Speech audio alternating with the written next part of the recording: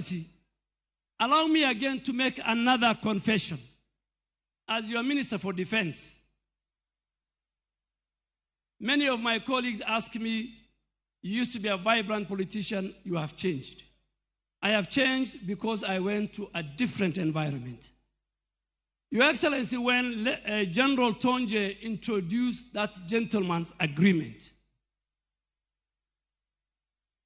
there was General Opande, who he recommended to be the next CDF. But he did not. He was not given that chance. Many, the law says that a CDF will serve for 4 years or at the attainment of 62 years, whichever comes first. Your Excellency, this region has produced decorated generals. General Owito, General Opande, and many others. But because you wanted to change Kenya, you said we must kill ethnicity and regionalism in our country. Your Excellency, and I want to confirm to the nation, there were many people within even our ranks who said General Ogolla should not be appointed. But they had only one reason. Very unfortunate. Very unfortunate, the reason of 15th of August. They forgot all the other credentials of General Ogolla. Your Excellency, you have confirmed to the nation you are not a petty leader. You are not a vengeful leader. You are not a person who will follow what happened, Your Excellency.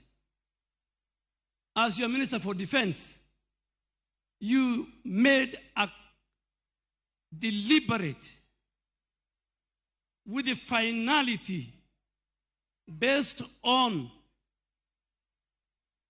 the credentials. He was a smart general. He was one of our finest F-15 jet fighter. He has trained everybody here, including the current Air Force commander. He was a man of humility. He could walk to my office and to all the offices. I could walk to his office. Your Excellency, one day he came to me and asked me in the holy month of Ramadan, Minister, can I fast with you for 7 days?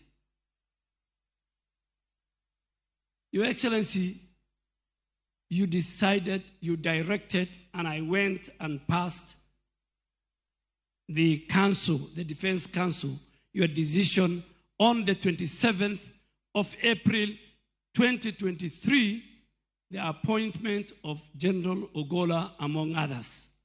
And on 28th, you saw him as your next CDF.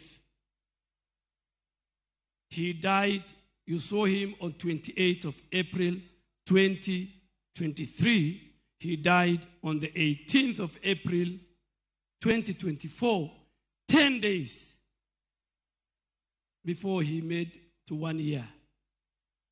He had good plans, Your Excellency, for the 15th of May this year of our graduation. And he told you the reforms he will introduce, and you will see it because our team is here. Your Excellency, you'll go into the annals of history as a person who appointed not only General Ogolla, not only Raymond Omolo, not only many Kenyans to key security positions, including myself, without regard to ethnicity, to the region they come from, and to how their communities voted in last election. Your Excellency, you will be the one that will make sure that Kenya will be a country that everybody and every community will be proud of. With those many remarks, Your Excellency, let me take this opportunity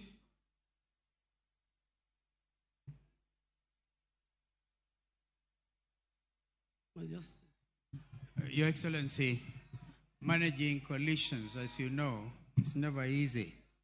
I need to tell you that I spoke on behalf of Mwangi wa Iria, the party leaders of Usawa, and Mheshimiwa Wajakoya of Roots Party. Thank you. I forgot to mention the governor as well. I will. Governors who are present here, I saw Governor Otoma. You are being recognized. We recognize you. We value you, all our senators and other leaders. Your Excellency, with those very many remarks, we, the KDF family and fraternity, have lost a great general. We have defended our country. We will not let you down as our Commander-in-Chief. It's my humble duty to invite the Speaker of the National Assembly, the Honorable Moses Masika Wetangula.